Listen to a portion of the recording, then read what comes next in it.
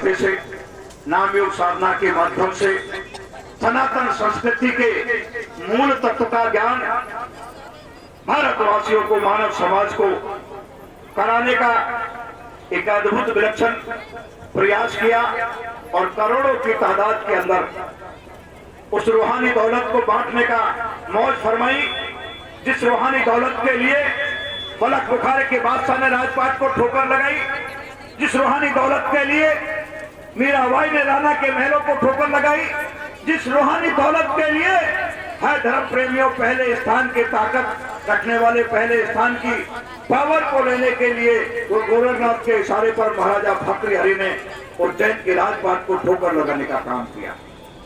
तीर्थंकरों ने, महावीर ने राजपाट को छोड़कर उस रास्ते पर चलने का फैसला लिया। बुद्ध ने भी अपने राजपाट को छोड़कर के उस रास्ते पर चलने का फैसला लिया। मर्यादा पुरुषोत्तम राम ने भी उस रास्ते पर चलने के लिए अयोध्या के राजपाट को छोड़ करके एक विलक्षण लीला का अंजाम देने की मौज फरमाई। वरना तो मर्यादा पुरुषोत्तम राम चाहते तो अयोध्या में बैठ करके भी रावण को मारा जा सकता था, लेकिन यदि रावण को मारने के लिए अयोध्या में बैठ करके विश्वामित्र और वशिष्ठ उनसे साधना कराते 11 वर्ष, क्योंकि अच्छे समय का निर्माण करने के लिए, अच्छे समाज का निर्माण करने के लिए, नए समाज का निर्माण करने के लिए, इस धरती पर राम राज्य स्थापित करने के लिए, इस धरती पर सतयुग जैसा वातावरण पैदा करने के लिए पहले अपने आप को सतयुगी प्रयोगशाला में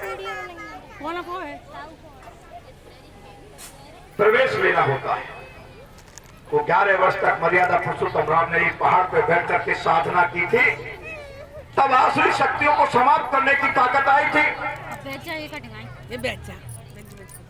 ना कोई दौलत लेके गया था, ना फौज में पलटन लेके गया था, ना खजाना लेकर के गया था। लोगों को ये बताने के लिए, आने वाले मानव समाज को रास्ता दिखाने के लिए कि आध्यात्मिक साइंस में इतनी बड़ी ऊर्जा है, आध्यात्मिक साइंस में इतनी बड़ी ताकत है कि चाहो तो सृष्टि को इधर से उधर कर सकते। बड़े बड़े ताकतवर लोगों को साधारण लोगों के माध्यम से, जंगल में रहने वाले आदिवासी भील और कौल और बानर भालुओं के माध्यम से उस जमाने के अपने भौतिक साइंस के प्रकांड विद्वान रावण, भौतिक साइंस के रिसर्चर्स जो उनके साथ में रहते थे, आध्यात्मिक साइंस के माध्यम से भौतिक साइंस के आसुरी शक्तियों को समाप्त करके आध्यात्मिक साइंस का पाठ पढ़ाने का काम किया मर्यादा पुरुषोत्तम राम ने। उसी आध्यात्मिक साइंस का पाठ पढ़ाने का काम किया योगेश्वर कृष्ण ने। पूरी फौज और पलटन को दे दिया था। कौरवों के लिए अकेला चला था। अर्जुन के साथ युद्ध के मैदान में लोगों के ना समझने के बाद बहुत समझौता का प्रयास किया और 12 साल तक पांडवों को वनवास दिला करके तपाया, 1 साल तक अज्ञातवास दे करके तपाया और उसके बाद मैदान जंग उतारा। स्वयं सारथी बने, श्रेय अर्जुन को देने का मौज बनाई और उस युद्ध के मैदान के अंदर उस गीता के संदेश को दिया, जिस गीता के संदेश को श्रीमद् भागवत के रूप में व्यास जी ने संकलित करने की काम किया कि द्वापर जा रहा है, कलयुग आ रहा है। मर्यादा पुरुषोत्तम राम और योगेश्वर कृष्ण के लीलाओं से शायद मानव समाज के अंदर मानवता बची रहेगी, ये सृष्टि खत्म होने से बच जाएगी, मानव अपने रास्ते पर चल पाएगा। इसलिए वाल्मीकि ने रामचरितमानस को संस्कृत में लिख दिया, तो गोस्वामी जी महाराज ने उसको हिंदी में लिख करके रख दिया। तो हाथरस वाले गोस्वामी जी महाराज ने घट रामायण के रूप में लिख करके रख दिया। लेकिन अफसोस है इस मानव समाज के ऊपर, इस कलयुग के अंदर अपने घर जाने का सरल रास्ता रावण ने तो अहम के साथ में कहा था कि आग से धुएं को खत्म कर दूंगा, सोने में खुशबू पैदा कर दूंगा, सर की नसेनी लगा दूंगा, ये घोषणाओं तक सीमित रह गई, कर नहीं पाए। लेकिन संत महात्मा फकीर औलियाओं ने क्या क्या सोना, क्या चांदी, क्या हीरा, क्या जवाहरात, क्या स्वर्ग की बात करते हो। सतलोक की सीढ़ी का रास्ता बताया तुम्हारे लिए, सतलोक तक की सीढ़ी लगा करके पहुंचाने का काम किया। रोज स्वर्ग और वैकुंठ में आने का रास्ता बताने का मौज फरमाया। हजारों लाखों लोगों को रास्ता बता करके, साधना करा करके उस रास्ते से चलाने का रास्ता बता दिया, चलने का रास्ता बता दिया। लेकिन हम और आप लोगों ने विषय को गंभीरता से नहीं लिया, रास्ते पर चलने का अभ्यास नहीं किया और उसकी परिणाम आज हम भुगत रहे हैं। अफसोस है धर्म प्रेमियों, आप मजदूर करने जाते हो किसी ठेकेदार के अंदर में, और वो ठेकेदार जब पेमेंट अपना प्राप्त कर लेता है, जब मजदूर का भुगतान करता है, आप बिजनेस करते हो, अच्छा खासा पैसा लगाते हो और 4-6 महीने मेहनत करते हो, जब आपको पता लगता है इस व्यापार के अंदर घाटा हुआ है या लाभ हुआ है। हे धर्म प्रेमियों, आप जब नौकरी करने जाते हो, अध्यापक बनते हो, लेक्चरर बनते हो, एलडीसी यूडीसी बनते हो, आईएएस आईपीएस बनते हो, हाई कोर्ट का सुप्रीम कोर्ट का जज बनते हो, ढेर सारी नौकरियां करते हो। महीने के बाद में आपको वेतन पहले सप्ताह में मिलता है।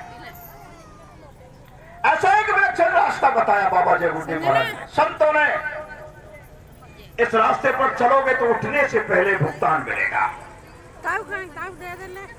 उठने से पहले तुमको भुगतान मिलेगा। लेकिन हमने उस रास्ते पर चलने का इरादा नहीं बनाया, उसको एक औपचारिकता बना लिया। हम अपनी बुद्धि से करोड़ों रुपया कमा करके इस दुनिया के शहंशाह हो जाएंगे, इस दुनिया की सारी आनंद को ले लेंगे। लेकिन जिन्होंने करोड़ों कमाए, जिन्होंने अरबों कमाए, जिन्होंने खरबों कमाए, जब कोरोना का दौर आया तो बांग पीट पीट करके मर के देखा। जब भूकंप के झटके आते हैं गुजरात के अंदर, तो 20-20 मंजिली बिल्डिंगें थर-थर कांप जाती हैं। सोने चांदी की चम्मच में भोजन करने वाला व्यक्ति 250 ग्राम आटे के लिए लाइन में लगा खड़ा देखा गया। लेकिन वहां रहे इंसान, तेरी सोच कहां चली गई? तू चला करके मुसीबत में फंसना चाहता है, तुझे कोई जगाने आते हैं तो सोता नहीं। हम चर्चा कहते हैं कि कुंभकर्ण 6 महीने सोता था, 6 महीने जगता था। लेकिन आज तो हमारे समझ में नहीं आ रहा। परम पूज्य बाबा जय गुरुदेव महाराज ने 10 जुलाई 1952 से लेकर के 2012 तक 60 साल तक जगाने का काम किया, तो उस कुंभकर्ण को पीछे छोड़ गए। कुंभकर्ण 6 महीने सोया था और आज हालात को देख करके ये समझ में आता है कि हम आज भी सो रहे हैं। जागो प्रेमियों, जागो। नगद भुगतान का रास्ता जब बताया गया है, उसमें लागत नहीं लगानी पड़ती। नौकरी करोगे, परीक्षा में पास होना पड़ेगा, और अब तो रिश्वत देकर के नौकरियां लगती है, रिश्वत देकर के पोस्टिंग होते हैं। जी हजूरी करके नौकरी को मुश्किल से पूरा किया जाता है। कब एंटी-करप्शन का बीडी का छापा पड़ जाएगा, कब कौन अधिकारी सस्पेंड कर देगा, कब नौकरी से बर्खास्त कर देगा।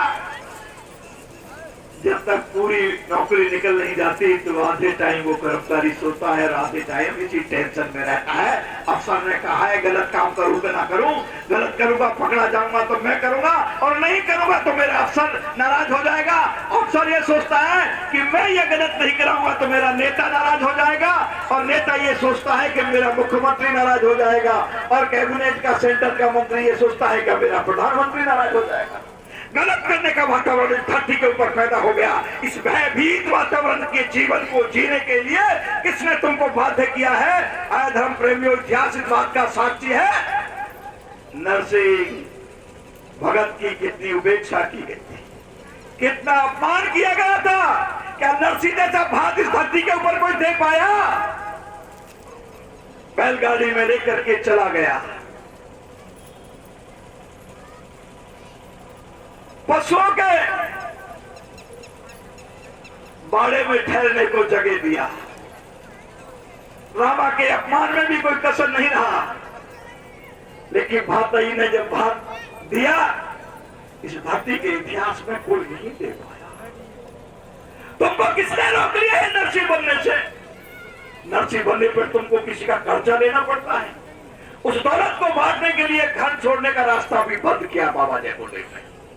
घर में रहो, खेती, दुकान, दफ्तर, नौकरी, व्यापार, जो तुम्हारी रोजी रोटी का है उसे करो। सुबह शाम बाल बच्चों की देखभाल करो। 24 घंटे में से थोड़ा समय निकाल लो।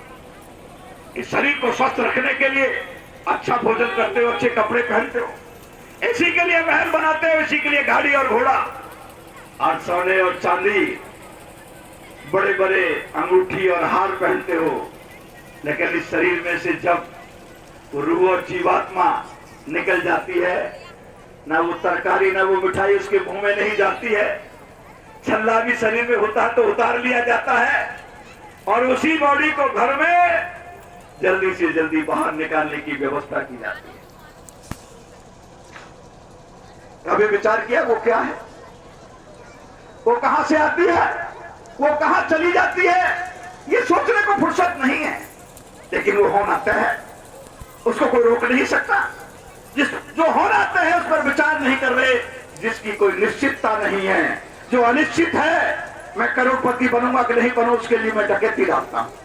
डकैती डालने के बाद मैं जिंदा लौट करके आऊंगा कि नहीं आऊंगा, और पता लगने पर मुझे पुलिस पकड़ेगी कि नहीं पकड़ेगी, मुझे जेल में जाना पड़ेगा कि नहीं जाना पड़ेगा, मुझे फांसी के तख्ते पर लटकना पड़ेगा कि नहीं लटकना पड़ेगा, इस बात पर विचार नहीं करता। दुनिया का कोई अपराधी आज तक बचा है? दुनिया का कोई अपराधी आज तक नहीं बचा। लेकिन उसी रास्ते पर हम दौड़ने के लिए अपने आप को अग्रसित करते। इसलिए धर्म प्रेमियों, विनम्र शब्दों में निवेदन करना चाहता हूं आप लोगों से, गुरु महाराज का नाई आपके उस विवाह की पीली चिट्ठी लेकर के आया है जिस विवाह के लिए दुनिया तरसती है। पीली चिट्ठी आती है, विवाह होते हैं कि नहीं होते हैं, शादी बिगड़ जाती है कि बन जाती है, ग्रस्त जीवन पूरा होता है कि नहीं होता है, 3 महीने बाद तलाक हो जाती है कि 6 महीने बाद तलाक हो जाती है, खरी होती है कि नहीं होती है, गरीबी में दिन बीतेंगे या अमीरी में दिन बीतेंगे। आओ प्रेमियों, आज एक ऐसा नाई पीली चिट्ठी लेके आया है, तुम्हारा सुहाग अमर हो जाएगा, तुम अमर हो जाओगे, तुम्हारी कोख ही नहीं, युग युग के अंदर तुम अमर हो जाओगे। उस पीली चिट्ठी को तुम स्वीकार करने के लिए तैयार नहीं हो। उसी पीली चिट्ठी के लिए चर्चा करने के लिए परम पूज्य बाबा जयगुरुदेव महाराज ने ये टोपी और सदरी और टाट के अंदर, इस देश के अंदर लाखों करोड़ों प्रेमियों को रास्ता नापने के लिए छोड़ दी। गुरु महाराज ने कहा, बच्चों भजन करोगे तुम्हारी हर समस्या का समाधान, तकलीफ दूर, घर कलेश दूर, गरीबी दूर, मुसीबत दूर, एटम बम तुम्हारा कुछ नहीं बिगाड़ पाएगा, दुनिया का कोई राक्षस तुम्हारा कुछ नहीं बिगाड़ पाएगा। यह है मेरी लक्ष्मण रेखा, साकारी हो जाओ। यह है मेरी लक्ष्मण रेखा, किसी की निंदा मत करो। यह है मेरी लक्ष्मण रेखा, किसी से ईर्ष्या मत करो। यह है मेरी लक्ष्मण रेखा, किसी की निंदा मत करो। बस इस लक्ष्मण रेखा का पालन कर लो। जो रास्ता बताया है उस रास्ते पर अभ्यास कर लो। आज हम प्रेमियों, जब हाथी को पकड़ करके लाया जाता है, जो हाथी को पालने का काम करते हैं, जो हाथी से धंधा करने का काम करते हैं पहलवान लोग, छोटे हाथी को गड्ढा खोदते हैं और उसके ऊपर छोटी छोटी कमजोर लकड़ियों से पाट के मिट्टी पाट देते हैं उनके रास्ते में से, और उस रास्ते से वो निकलते हैं और हाथी के बच्चे उसमें गिर जाते हैं। हाथी आगे निकल जाते हैं, पीछे वो आ जाते हैं, वो आ नहीं पाते हैं। उन छोटे बच्चों को लेकर के आते हैं, छोटे बच्चों को एक बेल से बांधते हैं, उसको बांधते हैं। अब वो खूब जोर लगाता है, लेकिन वो बेल उसकी टूटती नहीं है, खूब जोर लगाता है।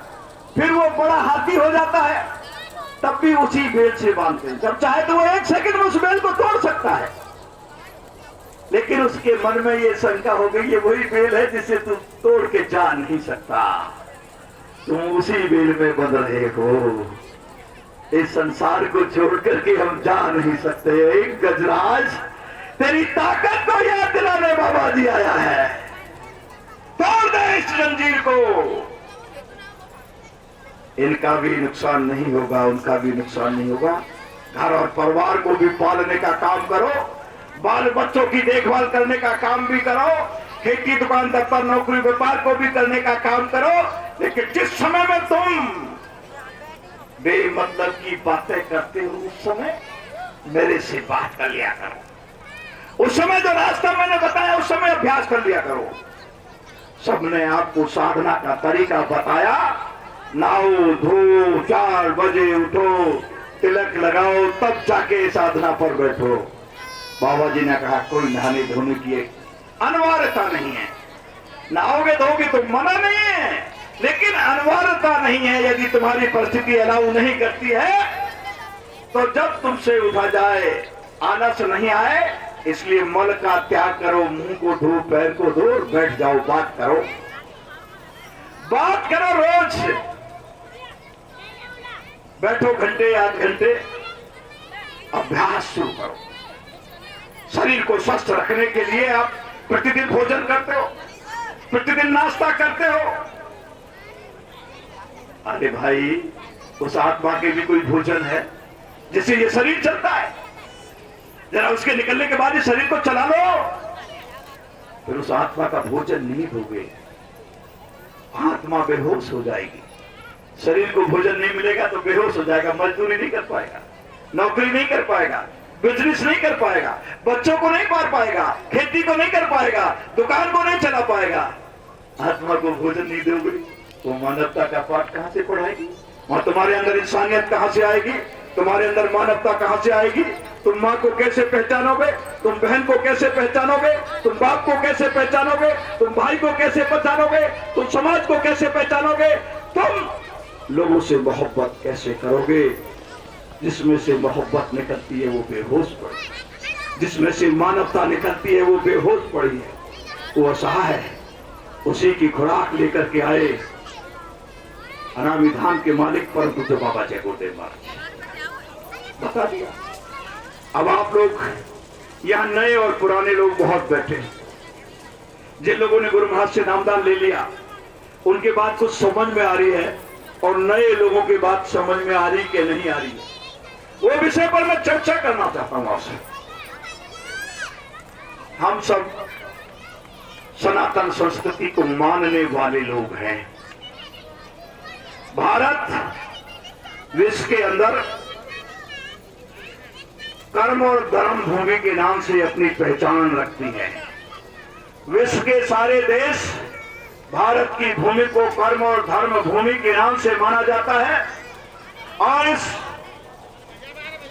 धर्म की स्थापना के लिए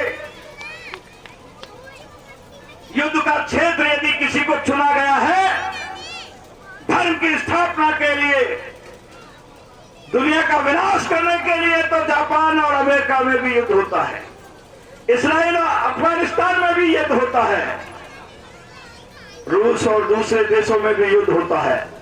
लेकिन धर्म की स्थापना के लिए जब जब युद्ध हुआ, भारत की धरती के ऊपर हुआ। धर्म की स्थापना के लिए जब जब कोई आवाज उठी, भारत की धरती से उठी। मानवता की स्थापना के लिए जब जब कोई वातावरण बना, वो भारत की धरती से बना।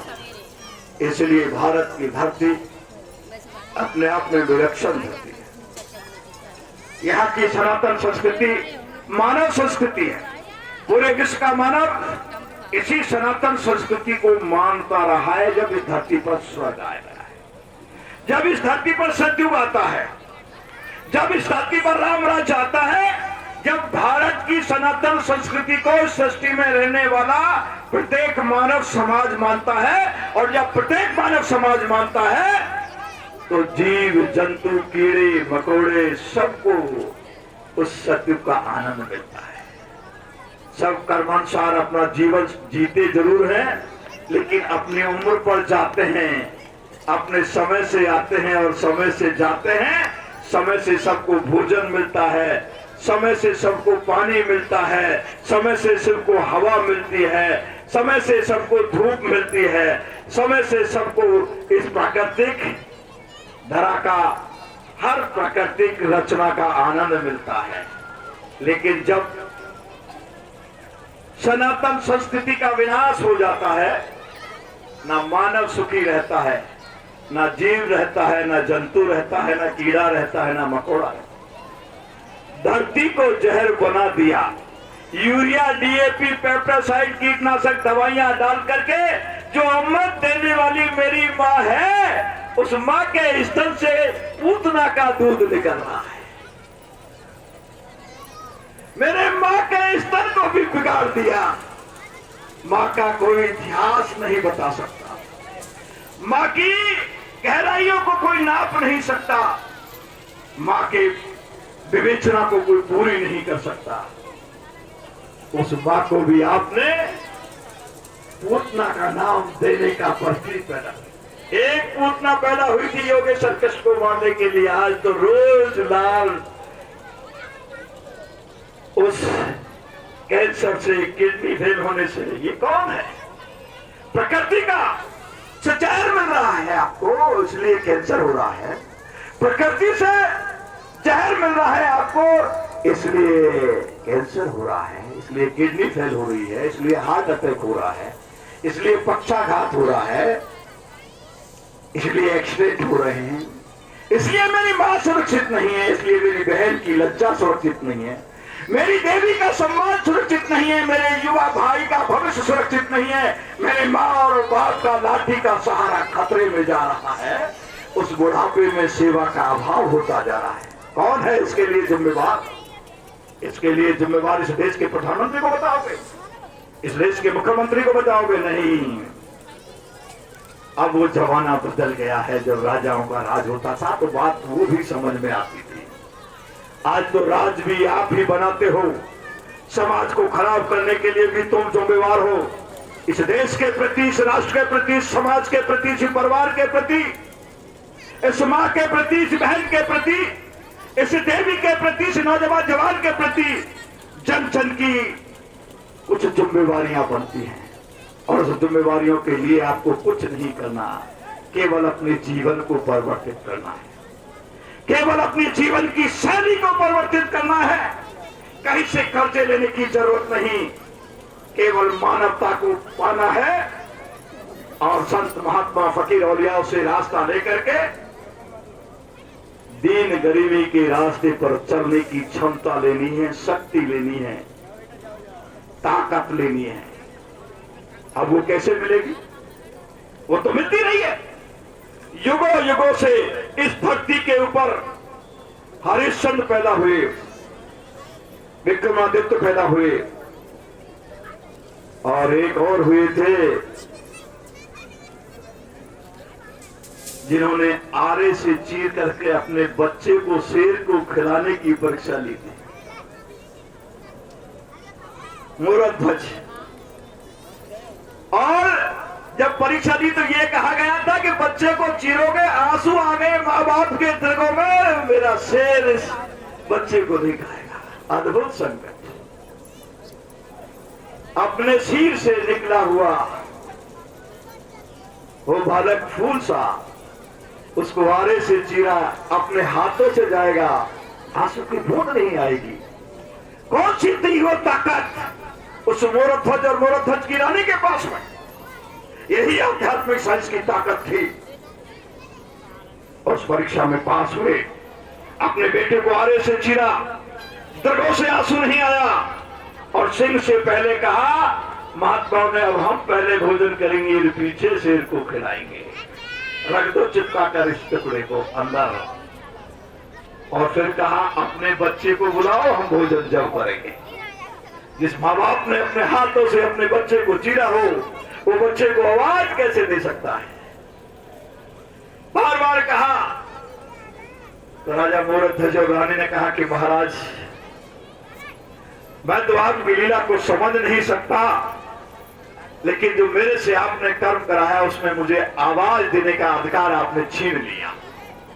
अभी आवाज आप दोगे, मैं नहीं दूंगा। और जब आवाज लगाई तो राजा का कुंवर परोसने के लिए निकला। यह है आध्यात्मिक साइंस, इसको कहते हैं आध्यात्मिक साइंस। तो जीने और मरने के भेद को खत्म कर देता है। मौत और जिंदगी का लफड़ा खत्म हो जाता है और इसी में उलझ रहे हैं हम। आओ प्रेमियों, सनातन संस्कृति की परंपराओं पर चर्चा कर लेते हैं। सनातन संस्कृति ने हमको सिखाया था, जब हम अपने घर से निकलते थे तो अपने माँ बाप के कदमों में मत्था टेकते थे और उससे कह के जाती थी, पिताजी मैं आज वहां जा रहा हूं, मुझे आशीर्वाद दो। पिताजी उसको आशीर्वाद देते थे, माँ उसको आशीर्वाद देती थी। माँ बाप से आदेश लेकर के जो घर में इष्ट देव होता था उसको मत्था टेकते थे, अपने इष्ट देव को प्रणाम करते थे, उससे दया दुआ की भीख मांगते थे, तब आंगन से बाहर निकलते थे। माँ बाप की और इष्ट देव की दुआ और दया उसके साथ रहती थी। बालक सुबह जाता था, शाम को सुरक्षित लौट करके आता था। लेकिन अब प्रतिदिन वही हो रहा है कि सुबह जाने वाला बच्चा शाम को सुरक्षित लौट के आएगा कि नहीं आएगा? कहीं एक्सीडेंट में मर जाएगा, कहीं अपराध में फंस जाएगा, कहीं अमानवीय अत्याचार करने में लिप्त तो नहीं हो जाएगा, पुलिस के हवालात में मिलेगा, कहीं दुष्कर्म में पड़ा मिलेगा, कहीं एक्सीडेंट से पड़ा मिलेगा, कोई गारंटी नहीं है। उसी सनातन संस्कृति को पुनः स्थापित करना है। प्रेमियों ध्यान से सुन लो, अपने माँ बापों को घर से निकलने से पहले प्रणाम करके चलने की परंपरा को अपने घरों में स्थापित करो। नहीं है तो उनकी छाया आकृति को प्रणाम करके जाओ और जो भी तुम्हारा इष्ट देव है उसको प्रणाम करके जाओ। उनकी दया दुआ तुम्हारे साथ जुड़ेगी और तुमको हर खतरे से बचाएंगे। लौट करके आओगे तो हर खतरे को बचाएगी। और प्रेमियों जब ऐसा आप करके जाओगे, जब आप झुकते हो किसी के चरणों में, मां पृथ्वी को भी नमन हो जाता है। मां पृथ्वी से एक विलक्षण तरह की ऊर्जा निकलती है। माँ बाप के मुख से जो आशीर्वाद का दुआ मिलती है उससे एक अलग तरह की ऊर्जा मिलती है। जब इष्टदेव के पास जाते हो तब भी ऊर्जा मिलती है। लेकिन आध्यात्मिक साइंस के बारे में आप जानते नहीं हो, इसलिए आपको इस बात का बोध नहीं। वही आध्यात्मिक क्लास, वही आध्यात्मिक पाठशाला बाबा जय गुरुदेव महाराज ने भारत की धरती के ऊपर 60 साल चलाई। मैं उन नए लोगों से फिर निवेदन करना चाहता हूं कि आप राम पर विश्वास करते हो, आप योगेश्वर कृष्ण पर विश्वास करते हो, आप महावीर पर विश्वास करते हो, आप मोहम्मद पर विश्वास करते हो, आप ईसा मसीह पर विश्वास करते हो, आप किसी देवी देवता पर विश्वास करते हो। हम आपको रोकने का काम नहीं करते, लेकिन उनके बताए हुए रास्ते पर चलने की हिम्मत से रोको। उनके रास्ते पर बताए हुए स्थान पर चलने की हिम्मत कर लो। और नहीं चल पाओगे तो वो तुमको आशीर्वाद देने वाले नहीं हैं। क्योंकि जिन्होंने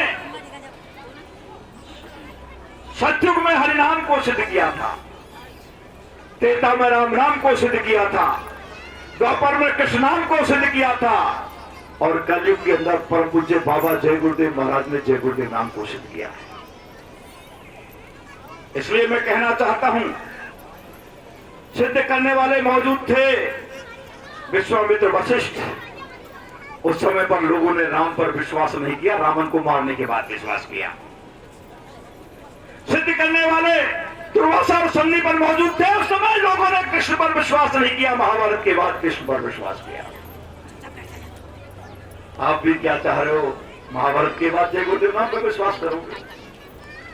लेकिन वो महाभारत एक मैदान में हुआ था।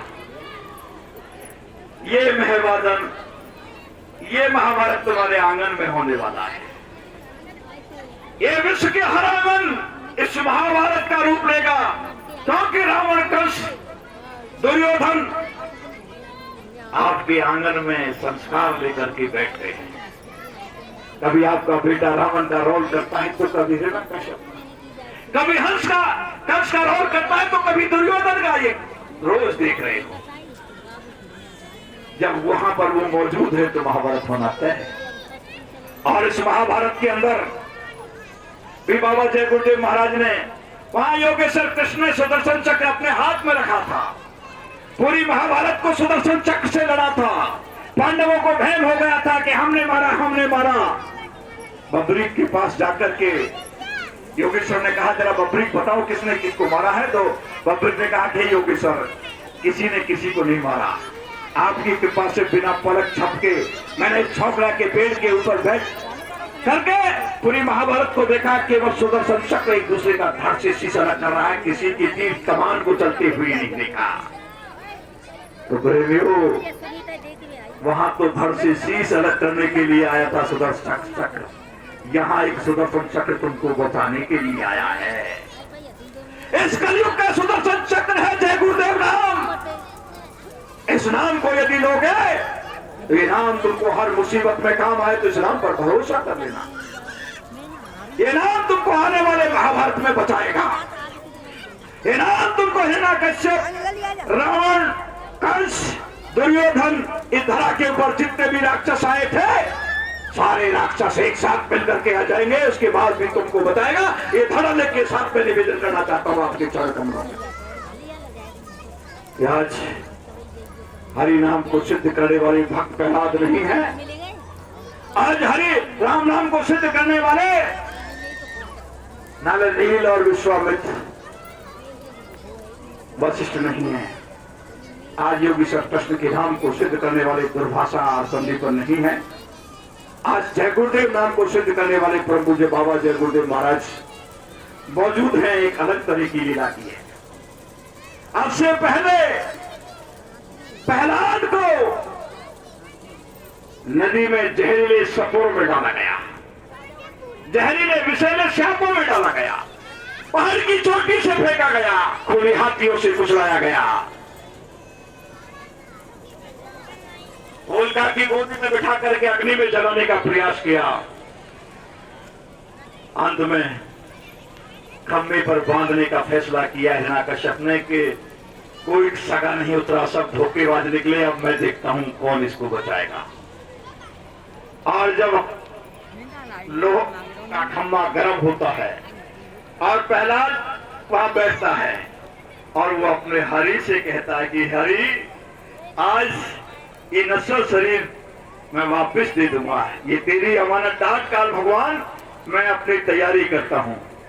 लेकिन हरि ने कहा, तू मेरा नाम ले रहा है, मेरा नाम ले रहा है और खम्भे से डर रहा है, तो गौर से देख इस खम्भे को। अंदर से प्रेरणा होती है और खम्भे को देखता है तो चींटी दौड़ती नजर आती है। और जब चींटी दौड़ती नजर आती है तो पहला सोचता है जब चींटी नहीं जल रही है तो प्रहलाद कैसे जलेगा। जैसे ये कल्पना आती है, खम्भा फट जाता है, नरसिंह भगवान प्रकट हो जाता है। क्या चीज थी वो? उस मालिक का भरोसा, उसका विश्वास। आप इस नाम के ऊपर विश्वास करोगे, खम्भा फटेगा। नरसिंह चाहोगे तो नरसिंह प्रकट होगा, राम चाहोगे तो राम प्रकट होगा, कृष्ण चाहोगे तो कृष्ण प्रकट होगा, और बाबा जय गुरुदेव चाहोगे तो बाबा जय गुरुदेव प्रकट होगा। जरा परीक्षा करके देखो। आप राम का नाम रहो, लेकिन कहो मर्यादा पुरुषोत्तम राम जय गुरुदेव, योगेश्वर कृष्ण जय गुरुदेव, बिहारी जी महाराज जय गुरुदेव। बड़ा स्पष्ट उदाहरण देता हूं मेरे जीवन का। इस वृंदावन के अंदर मृदुल कृष्ण शास्त्री नाम का बहुत बड़ा भागवताचार्य है। हिंदुस्तान के बहुत लोग उसको जानते हैं। उसकी भागवत में 70-80 लाख से 1 करोड़ तक खर्च होता है। और प्रीतम दास के उड़िया बाबा ने एक बार आग्रह करके मुझसे वहां उनकी भागवत के लिए बुलाने का आग्रह किया, तो मेरे उनके अच्छे संबंध है। स्वामी हरिदास की वंशावली में से वो हैं और उनको प्रीतम दास पर लाया था। 1 लाख आदमियों का 10 दिन का आध्यात्मिक मेला लगाया था, 21,000 रुपए में विदा किया। आदि बद्री पर गोपीदास बाबा जी ने आग्रह किया था, 1100 रुपये उसकी बहन को, 1100 रुपये उसको देके विदा किया था और भागवत कराई थी। और जब मैं उनके साथ बिहारी जी के मंदिर जाता था तो मैं बिहारी जी को दंडवत करके जय गुरुदेव बोलता था। तो मृदुल जी ने कहा, गोपी जी यहाँ तो राधे राधे बोल दिया करो। मैंने कहा, मृदुल जी कभी बिहारी जी से बात हुई है? उन्होंने कहा, ये तो हम तो पूजा अर्चना करते हैं लेकिन बात तो कभी नहीं हुई। कभी सपने में हुई है कि नहीं हुई? हमको जो रास्ता बताया है उस रास्ते में हमारे इष्ट से हमारी बातें होती हैं और बहुत बातें होती है ऊपर तक की। आप जरा 6 महीने प्रयास करो और बिहारी जी से कहो कि बात कर, साधना करो। अपने जो साधना करते हो, मैं कोई तो आपको साधना नहीं बताऊंगा, लेकिन बिहारी जी से को प्रकट होकर बात करो और पूछ लेना जय गुरुदेव नाम से खुश होते कि राधे राधे से खुश होते। 6 महीने बाद बताया, सपने में कह के गए बिहारी जी, उस बच्चे को कभी जय गुरुदेव नाम बोलने से मत रोकना। इसलिए आप राम को याद करोगे तो राम खुश होगा, आप योगेश्वर कृष्ण को याद करोगे तो योगेश्वर कृष्ण को जय गुरुदेव बोल करके देखो। आप जिस भी ईश्वर में अपना भरोसा रखते हो, इसीलिए मैं हर मंदिर में जाता हूं, हर मस्जिद में जाता हूं, लेकिन जाकर के जय गुरुदेव करता हूं और वो मुझे भरपूर आशीर्वाद देता और मैं उसे एक ही चीज मांगता हूं, मेरी गुरु भक्ति में मदद कर देना और कुछ मत देना। मंदिर जाना कोई गुनाह नहीं है, लेकिन लोग जगत की चीज मत मांगना, केवल एक मांगना, मेरी औकात नहीं है गुरु भक्ति पर करने की, मुझे मेरी गुरु भक्ति में मेरा सहयोग कर देना। बस ये भीख तेरे दर का भिखारी बना रहूं, केवल यह कृपा तुम मांग लेना। इस दर का भिखारी बने रहो, निहाल हो जाओगे, दूसरे दर पर आपको कुछ मिलने वाला नहीं है प्रेमियों। इसलिए निवेदन करना चाहता हूं, इसलिए आप जो कुछ भी इस देव पर विश्वास करते हो, उस देव के साथ में उसी को मानो, लेकिन उससे जरा जय गुरुदेव करना शुरू कर दो। मर्यादा पुरुषोत्तम नाम जय गुरुदेव, मर्यादा पुरुषोत्तम नाम जय गुरुदेव, जरा 8 माला ये करना शुरू कर दो। मर्यादा योगेश्वर कृष्ण जय गुरुदेव, योगेश्वर कृष्ण, जरा 8 माला उसको करना शुरू कर दो। आपको लाभ मिलने लगे, आपको मदद मिलने लगे, आपको अनुभूति होने लगे, आपको सुरक्षा महसूस हो, आप इस बात को मान लेना, और नहीं हो तो मत मानना। मैं आपको बाध की जाने वाला नहीं हूं, लेकिन मेरा ऐसा भरोसा और विश्वास है, यदि आपने ये प्रयास किया तो आगे बहुत बड़ा संकट आने वाला है। इस बात को केवल बाबा जय गुरुदेव महाराज ने तो संकट से बचाने का रास्ता बताया, लेकिन संकट आने की बात तो सूरदास जी ने कहा कि रे मन धीरज क्यों न धरे, सम्मत 2000 के ऊपर ऐसा योग पड़े, पूरा पश्चिम उत्तर दक्षिण 24 काल पड़े, काल में तो जब बाणी व्यापे प्रजा बहुत मरे। अरे मन धीरज क्यों न धरे, सहस व्रत लग सत्युग पे, सुख की दशा फैलाए और सुन फूल वन पृथ्वी फूले, धर्म की बेल बढ़े। काल व्याध से वही बचेगा जो सतगुरु का ध्यान धरे, सूरदास हर की ये लीला टाले ना। प्रोफेसर हार ने कहा, कीरू ने कहा, नेस्तोदम ने कहा, विश्व के बहुत सारे भविष्यवक्ता कह रहे हैं, और आजकल एक वीडियो कुंभ के अंदर भी वायरल हो रही है, और उस वीडियो में कह रही है एक माँ अपने इष्टदेव को उसने गोदी में ले रखा है, और वो कह रही है कि 2029 तक दूसरा कुंभ नहीं लग पाएगा, ये होगा वो होगा, और ऊपर तय हो गया सत्युग का आना। अब केवल नीचे आने की बात है, जो जाग जाएगा वो बच जाएगा, जो नहीं जागेगा वो सोता रह जाएगा। ये बहुत लोग पुकारने की बात कर रहे हैं। अभी कोरोना आपको एक ट्रेलर दिखाया गया है, ऐसी भयंकर मुसीबत का दौर दुनिया में आ रहा है। अभी आपने इजराइल, अफगानिस्तान, रूस और दूसरे देशों की लड़ाई को देखा है, अभी आपने बांग्लादेश, पाकिस्तान के हालात को देखा है, भारत के बंगाल प्रदेश की हालत को भी देखा है, और भारत के अंदर भी हम आप लोग सुरक्षित नहीं हैं। रोज कितने जीवों की हत्याएं होती है। इस देश को, इस समाज को, इस राष्ट्र को, इस परिवार को संभालने के लिए हमारी आपकी भी कुछ जिम्मेवारी बनती है। बच्चे पैदा करना, घोंसला बनाना, चुगा खिलाना, ये पशु पक्षी सब करते हैं। मानव चोले में आने के बाद यदि आप लोग केवल बच्चे पैदा करने में, घोंसला बनाने में और उनका चुगा खिलाने में अपने आप को व्यस्त रखते हो तो फिर आपका मनुष्य, पशु और पक्षी में अंतर नहीं है। आओ प्रेमियों, मानवता के रास्ते पर चले, बच्चे भी पैदा करो, बच्चों का लालन पालन भी करो, उनको घोंसला भी बनाओ, लेकिन मानवता के दायित्वों को भी निर्वाह करने का काम करो। हर मुसीबत में इंसान की मदद करने की कोशिश करो, हर जीव को बचाने का प्रयास करो। ये प्रकृति का साइकिल है, इसे बचाओ। और मैं एक बात नई आपके बीच में निवेदन करके जा रहा हूं। आज आप लोग एक एक गाय अपने घर में देसी पाल लेना, टाड़ वाली। आपको यूरिया, डीएपी और कीटनाशक दवाई का उपयोग करना बंद करा जाऊंगा, मुझे आना पड़ेगा आपके घर। केवल एक गाय अपने घर में टाड़ वाली बांध लेना, जिसकी टाड़ हो देसी। उसी से आपके घर में खाद बनाने का रास्ता बता करके जाऊंगा। आपको 1 किलो यूरिया, डीएपी और पेस्टिसाइड कीटनाशक दवाई लाने की आवश्यकता नहीं है। जो सामान आएगा वो मैं लेकर के आऊंगा और ऐसा जामन लेकर के जाऊंगा कि आप उस जामन से दूसरी बनाओगे, तीसरी जगह बनाओगे, 1000 जगह बनाओगे। आपके जहरीली खेती खत्म हो जाएगी। Urea, DAP, pesticide, kidney damage, heart attack, paralysis की बीमारी से छुटकारा हो जाएगा। जो माँ, पृथ्वी माँ के स्तन को पूतना का स्तन लगा दिया है वो हट जाएगा। अमृत वाला दूध जिससे कौन पैदा होगा? भगत सिंह, चंद्रशेखर, सुभाष, कन्हैया पैदा होगा, मर्यादा पुरुषोत्तम राम के लक्षणों वाला पैदा होगा, कोई महावीर पैदा होगा, कोई बुद्ध पैदा होगा, कोई गोस्वामी, कोई रविदास पैदा होगा, कोई मीराबाई पैदा होगी, कोई लक्ष्मीबाई पैदा होगी। आओ इस देश को और समाज को सुधारने के लिए कुछ संकल्प लेकर के यहाँ से उठे और आज ये तय करें, आप अपने अपने घरों में एक टाड़ वाली गाय खरीद के ले आना। मेरा फोन नंबर ले लेना और आप मेरे पास सूचना देना। मैं आपके घर पर आकर के आपको 1 घंटे के अंदर ट्रेनिंग दे करके जाऊंगा और आपको यूरिया, डीएपी और कीटनाशक दवाइयों की आवश्यकता नहीं रहेगी। और यदि आपको खर्च करना पड़े तो उसका खर्चा मैं दूंगा। ये आपको दावे के साथ मैं कह करके जा रहा हूं, मजाक नहीं करके जा रहा हूं। आप केवल उसको, गाय को पालने का तरीका बता के जाऊंगा, उसको दूध निकालने का तरीका बता के जाऊंगा और उससे कैसे दवाई बनती है वो बता के जाऊंगा और उसी गाय से तुम्हारे कल्याण का रास्ता बता करके जाऊंगा। उसी गाय से तुम कैसे बात कर सकते हो, तुम्हारे आदेश से गाय तुम्हारे पीछे पीछे कैसे घूम सकती है, ये बात भी बता करके जाऊंगा। वो गाय भी तुमसे बतियाने लगे, उसका तरीका भी बता करके जाऊंगा। आप जरा इरादा तो कर दो, लेकिन इरादा नहीं करोगे तो आज तो आपने देखा देश के प्रधानमंत्री ने की छोटी सी गैया लाए हैं।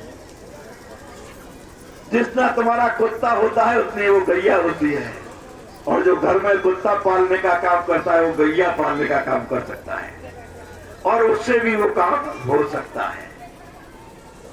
बहुत लोग उस गाय को खरीद रहे हैं। हम तो बहुत दिन पहले से जानते हैं, आसाम साइड में वो गाय होती थी और जब आसाम जाते थे तो आसाम के लोग हमको 50 ग्राम से ज्यादा दूध कभी नहीं देते थे। 20 ग्राम और छोटी छोटी कटोरियों में दिया करते थे उसी गैया का दूध। आज मजबूरी पैदा हो गई है, इस प्रकृति का, सृष्टि का। इसी गाय की रक्षा का संकल्प और पूज्य बाबा जय गुरुदेव महाराज ने 1973 चमगादड़ टापू की गंगारी में अंदर घुस करके हमको संकल्प दिलाया था और उसी संकल्प का परिणाम हिंदुस्तान में सबसे पहले राजस्थान के अंदर गौरक्षा का कानून और आयोग का निर्माण हुआ। उसी संकल्प का परिणाम ब्रज के अंदर खनन बंद कराकर 1 लाख गौवंश का पालन और पालन हो रहा है। उसी संकल्प का परिणाम आज गाय को पूरे विश्व के अंदर मानने की बाध्यताएं बन रही हैं। आज गाय का दूध 100 रुपए से 200 रुपया लीटर बिक रहा है। आज गाय का घी 6000 से 9000 रुपया किलो बिक रहा है। आज गाय के कारण तुम्हारी सारी हारी और बीमारियां दूर होने का रास्ता निकल रहा है। लेकिन इस आध्यात्मिक साइंस को समझने का प्रयास करोगे। ये मैं कथा भागवत के तरीके से अंदाज की बात नहीं करना चाह रहा। इसके लिए आपको प्रैक्टिकल की चर्चा करके जा रहा हूं। जो लोग गाय पालना चाहते हो जो लोग देसी गाय रख सकते हैं वो टाड़ वाली गाय अपने घर में रख ले, मेरे पास फोन कर देना, किराया भाड़ा नहीं लूंगा आप लोगों से, आपके घर पे आऊंगा, बोतल में आपको जीवांश लेकर के आऊंगा और आपको सारी क्रिया को समझा करके जाऊंगा और आपका टेलीफोन लेकर के आऊंगा, मेरे ऑफिस से बैठ करके आपकी रिपोर्ट लूंगा, आपके खेत में कैसे वो डालना है और क्या बोल रहे हो क्या नहीं बोल रहे हो। अब यदि उस यूरिया डीएपी और पेस्टिसाइड से दोगुनी फसल ना मिले तो गड्ढा खोल करके डाल देना। ऐसा आध्यात्मिक साइंस का रास्ता खोला है बाबा जय गुरुदेव महाराज ने। इस हिंदुस्तान को नापने के लिए दौड़ते हैं। वैसे तो ये बालक कोई दूध का धुला हुआ नहीं है, आप समझ रहे हो कि ये बहुत भला बालक है। ये वो नालायक बालक है जो सन 71 में गुरु महाराज के सानिध्य में चला गया था और उसके बाद इस धरती की सबसे गंदी नाले में